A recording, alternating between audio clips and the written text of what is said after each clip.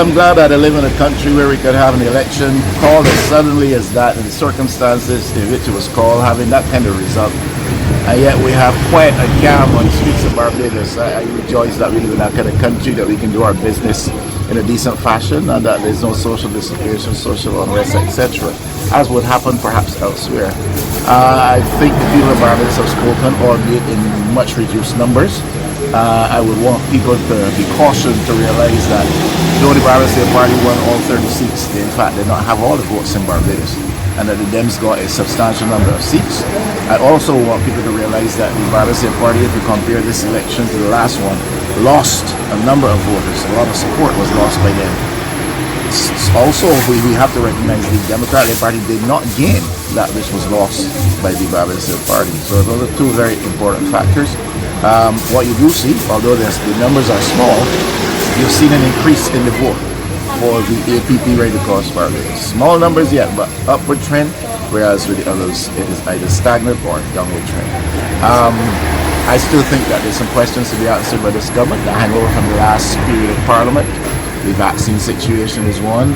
Where are we going with the IMF? I had said about 6 months ago that the government needs to make it clear whether or not we are going to be going into a successor agreement with the IMF. I also see now that the IMF is sending some strong signals that come post-April, post-March, we're going to be in some stringency in Barbados. I think they relaxed that stringency because we were in the pandemic. Got us a lot of concessional funding, but now we're going to revert back to a situation. It's going to be hard for us. That 6% primary surplus we have to work towards, cutting the expenditure, trimming statutory enterprises, and laying off people. So the government is in for a torrid time in terms of managing the economy. Barbados is in for a rough time. Because there's some people in the public in the streets saying that the pensions is one of the main areas that will be attached for the IMF. That is one of the areas that people are concerned about. That concern has been expressed by the IMF in relation to pensions going forward. And of course, the government is going to have to make those decisions. I suppose the legislation that comes will have to relate to pensions going forward and not made applicable retroactively to pensions which now apply. But that is one particular issue. That's why I'm saying we are probably going to go into either a successor arrangement with the IMF or a period within which the stringency adopted by the IMF is very harsher. You need to have a parliamentary opposition. That is why I crossed in the first place after the last 30-round defeat.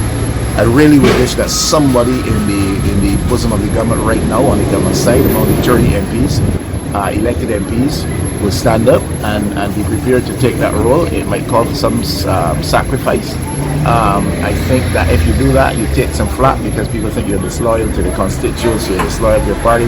I don't see that. I see it as being a higher loyalty to Barbados and filling in a necessary breach. Our constitution anticipates the presence of opposition in physical fashion, and somebody needs to go. There are functions that are performed by the leader of the opposition, which in the absence of that, you're going to be having a problem. So we are at that point in time. We got to look at the whole business of constitutional, electoral reform, election financing.